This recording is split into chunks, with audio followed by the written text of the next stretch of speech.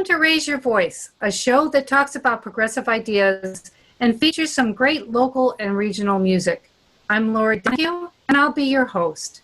I want to thank Dave Kirkpatrick for producing the show, and to Paul Belanger and Susie Brummagem for providing the show's musical IDs.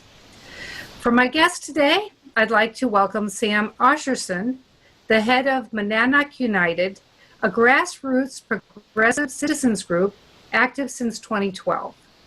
Right now, they are focused on bringing together folks across political spectrums who share concern for democracy, the common good, the rule of law, and an engaged and informed citizenry. Thanks for coming on, Sam. It's a pleasure to be here, Laurie. Thanks for inviting me.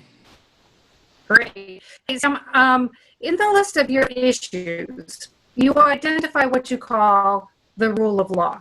So I'd like you to clarify that for me, because there's so much discussion about law enforcement and sending in law enforcement entities that haven't been invited from the cities. And I just want to make sure we understand what you mean by that. Yeah, I'm so glad you asked that. It reminds me of how language can be can mean different things to different people. What we mean by that actually has to do with the federal government's behavior, particularly the current administration. We have found in talking to people across the political spectrum, a lot of us kind of, particularly in this very partisan time, self-identify as one thing or another: Republican, Democrat, Independent, Libertarian, etc. We are really interested in trying to bring people together with common values around protecting our democracy. So the rule of law in this context refers to the Constitution and to ethical leadership, which is almost on a daily basis, it seems to us, being ignored or violated by the Trump administration. So when you use the phrase rule of law to many Republicans who share a common value with progressives about protecting our democracy, that phrase means a lot to them, because they know you're really talking about the Constitution, protecting or preventing the president from doing things that abrogate his power or that abrogate our power. That's really what the rule of law refers to. It has a very different meaning in this context. Yeah, and that's what I thought you meant, because we have seen the president circumventing the rule of law for so many things. Just recently, when he signed those executive orders about unemployment. So I thought that's what you meant. I just wanted to be clear, because like I said, so many people will mix that up with what's going on with law enforcement, which is a completely different thing. Yes, absolutely. Okay, great. Thank you for clarifying for us. So with Monadnock United, what do you think are your top two issues right now that you are working on? Can I have three real quick? Sure. Because we've actually been working I just want to put this in there. We've been working very hard with a number of other progressive groups throughout the state around the mail-in absentee ballot issue. And I just want to say that everybody should become aware of this. Number of groups and the Secretary of State's office have been working really hard to make this a smooth process. There's a lot still to be done, but it is there, and we all should be getting, those of us who don't want to vote in person should be getting our absentee ballots now, actually. But so in terms of the other two top issues that we're working on, Laurie, one is what we're calling the Former New Hampshire Trump Voter Project, which is we are reaching out to Republicans and independents who regret their vote for Donald Trump in 2016. It's very hard for people when they identify with a particular political party or position to separate themselves from it and to say, no, I was wrong, or that was a mistake. It's really hard. You can lose friends. People can turn on you. And there are a lot of Republicans who are sick of Trump, but they're scared to speak out. And I mean, there is the national organizations like the Lincoln Project and Republican Voters Against Trump, which are really very good. But here in New Hampshire, we are reaching out to New Hampshire Republicans and independents, trying to say to them, you're not alone. And we're talking to them about their misgivings and why they are not going to be voting for Trump in 2020. So that's one project. We have a website. We're interviewing people. And anybody can go to our website, monadnockunited.community, and you'll see an interview with a former New Hampshire Trump voter, an ex-policeman, talking about how he regrets his vote and why he's not going to vote for Trump in November. The second project is, we call it Rethinking Sununu. And we can talk more about this, Laurie, if you'd like. We have a big problem in New Hampshire. The governor masquerades as a moderate, but in fact, he really is a right-wing ideologue. And he is doing a lot of things to undercut progressive legislation that's coming out of the legislature and undermining public education. And so in the Rethinking Sununu project, we have created a series of ads and a website that really explores who Sununu really is, because there are a number of voters in this state who think they're voting for a moderate Republican, and they're not. Wow. I mean, those are really big subjects, really very meaty, I have to say. And I'd like to get into both of them. I mean, the absentee balloting is absolutely crucial. But the other two things that you brought up, I think, are really interesting to delve into a little bit more. Now, when you talk to these people who initially supported Trump and voted for Trump, how do they feel about somebody like you who is an avowed progressive person, a Democrat, coming in and reaching out to them and speaking to them? How is that initial reaction? Suspicious, and wondering what agenda I actually do have. But by the way, I'm speaking to you. I'm part of a larger group, and we're all working on this. So I can only tell you my own experience of all this. And please take all of this in terms of I'm representing the group, but I'm speaking as myself. I have found this a really helpful experience for myself. It is helping keeping me sane, because what's happened is in this polarized partisan environment that we're living in, it is really easy for me to begin to feel like everybody who doesn't agree with me is a moral cretin or evil, or they're coming from some horrible place. And really, that's a really unpleasant place to inhabit psychologically. And I can really get into it and feel like everybody else, all the Republicans, and they're terrible. So having the opportunity to speak to Republicans who said, I thought I was going to get this. I thought I was going to get a guy who was going to, whatever they want to say, who was going to re-energize the country, who was going to clean the swamp. This is a big issue, cleaning the swamp. Yeah, well, that hasn't happened. He's the biggest swamp denizen of all, and he's going to clean the swamp. Exactly. I mean, I say that with some knowledge of his record. Everywhere he goes, things die, so, but they believed that, and they believed it in good faith, and they were believing it because they care about the country. And so I have to kind of put on a slightly different hat. Pardon me. I have to put on a slightly different hat and acknowledge that they're coming from a place of good faith. Now, obviously, there are Trump supporters who are reprehensible and are not coming from what we might consider a place of good faith, but a lot of them are. And so it's really a question of how I view them, even more than how they view me, Laurie. I try to view them as decent people. That's my working assumption. Yeah. And it's been really helpful to me to hear them talk, because I realize we actually share some common values. That they want America. Sorry, go ahead. That's really interesting, and I want to delve into this a little bit more, but I'd like to take a break now so that I can introduce our musical guest for this week, and I am so honored to introduce her. I think you know her, Sam.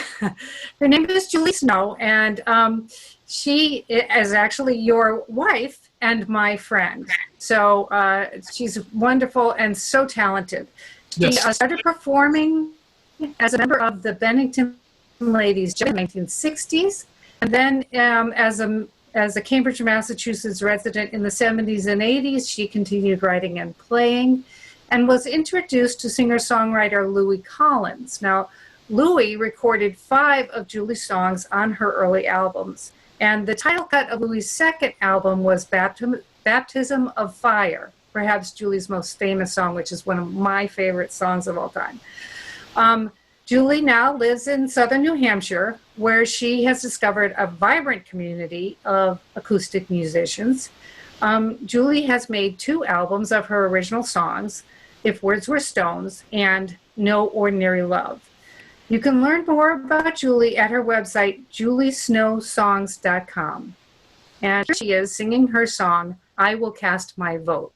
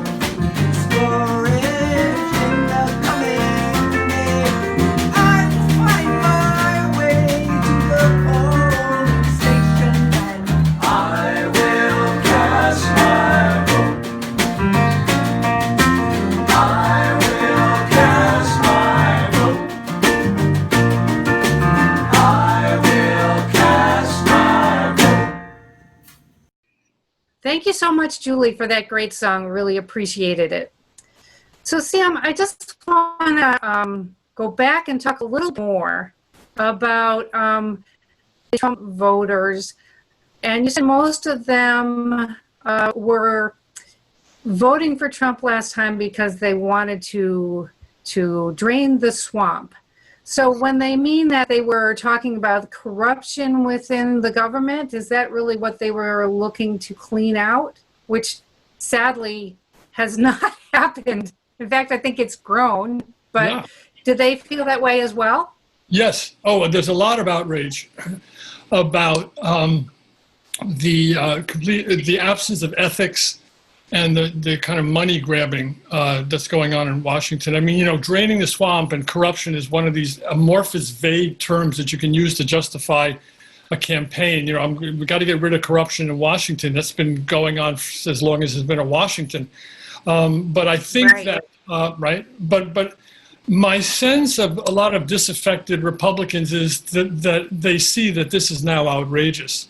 I mean, that the Trump family is just using this as a money bank. And so are some of his cronies. And so That's been very heartening to me, actually, Laurie, to see that actually a lot of libertarians, independents, Republicans, really are sensitive to this and don't want to see. I mean, I don't mean to be representing all Republicans and libertarians. I haven't spoken to all of them, but the ones I have spoken with seem very sensitive to wanting an ethical leadership. That's a really important issue for them. Yeah, and that's encouraging to hear that that's what you're hearing from the Republicans that you're speaking to. So it's a glimmer of hope, I think, to hear that those things are happening. Now, we know that Joe Biden is going to be the Democratic nominee. Yeah. So how do you feel about the changes that could happen in Washington with a Democratic administration? And again, I'm speaking for myself, not for my whole group, because there's a variety of different political persuasions in the group, moving from moderate to quite left. For myself, I'm very hopeful. I'm very, very, very hopeful. I think Biden, ironically, is potentially a really great candidate because he kind of comes across in a way that might calm the waters and that will appeal to the center on both sides. And I think he seems, at least so far, to be open to ideas and policies from Elizabeth Warren, who I think very, very highly of, the whole Green New Deal. I mean, looking at his climate plan, and his, basically it seems to me he lifted Elizabeth's plan, which is fine. He took that and ran with it. And one of the possible, good outcomes of this awful period of time in our history is that there could be a whole new explosion of energy around fixing what needs to be fixed, racially, economically, environmentally. And we know from the Democratic primary that the environment and the economy and, in a sense, social justice are all linked together. They have to be dealt with together. And a lot of the Democratic programs, as I see them, are trying to do that. So, it's conceivable that there could be a whole new movement forward if we can win in November.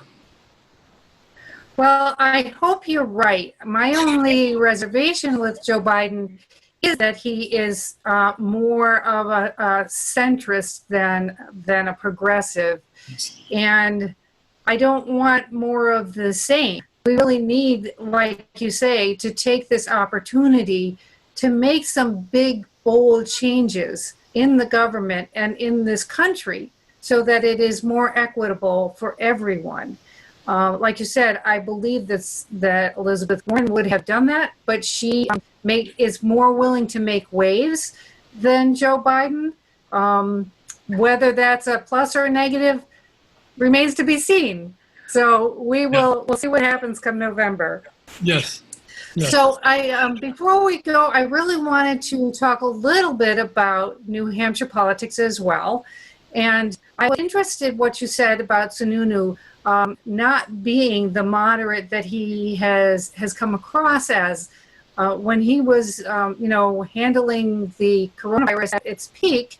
I was impressed with how he was handling it and coming across. It seemed like he was coming together with Democratic governors from around New England and following the same plans that they had, and it seemed to work.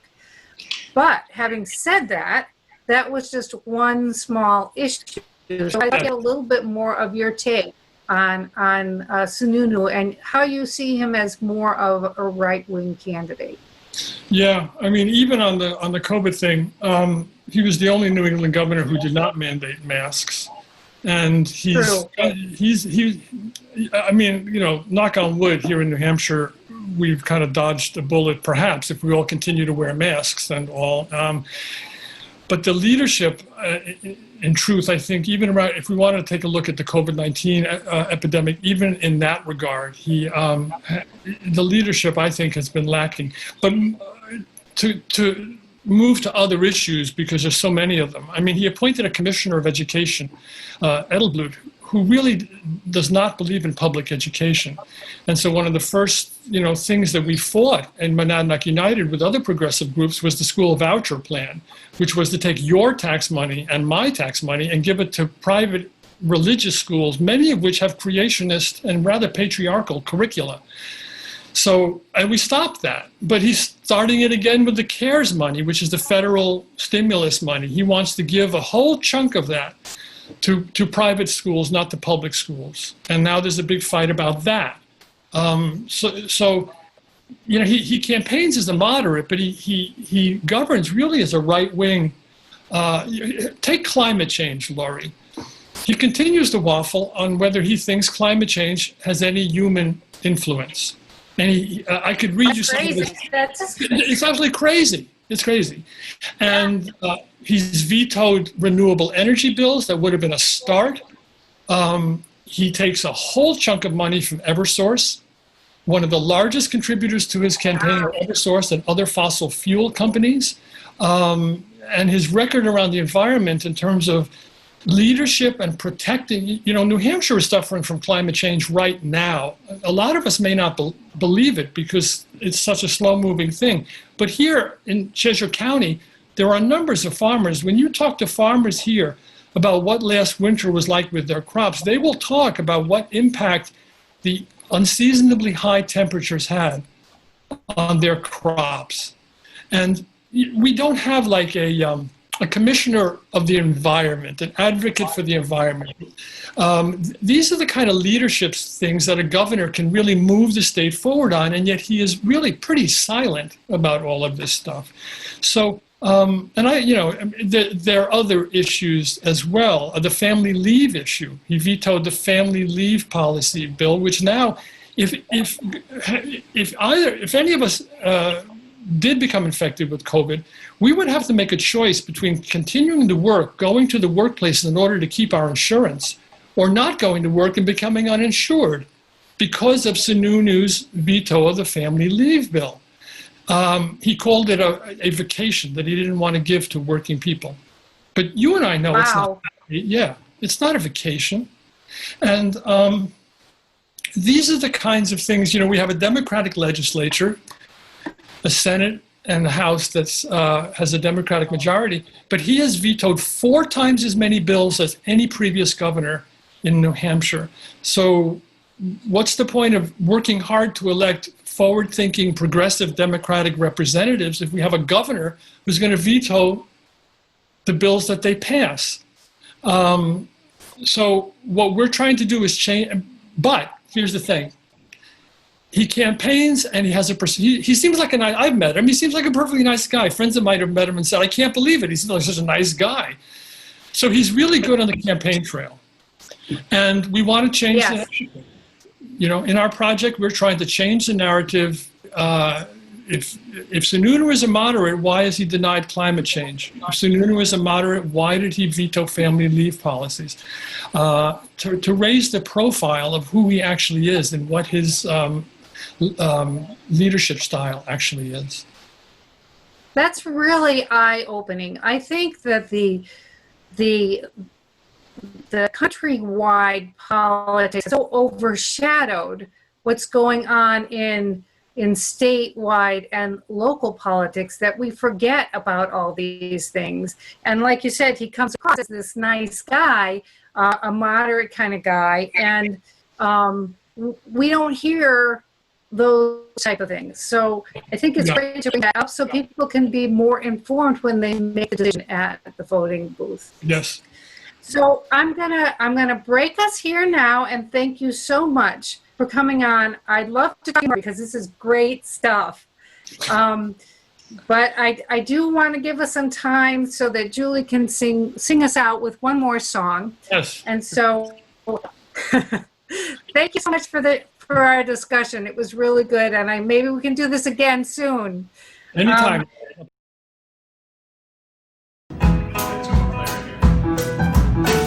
I'm so tired of men in gray suits telling me how to live.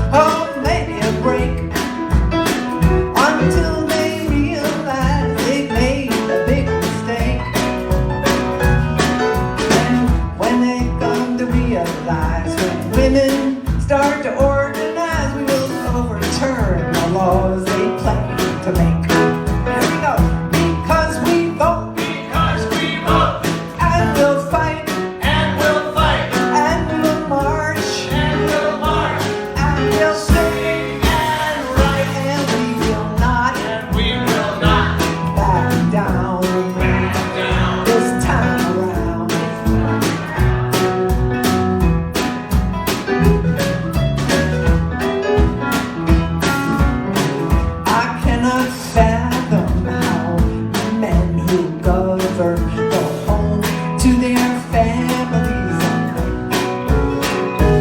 Would they throw their own daughters right under the bus just to get re-elected by the right? Oh, women suffer, we make mistakes, but our hearts are the hearts that break.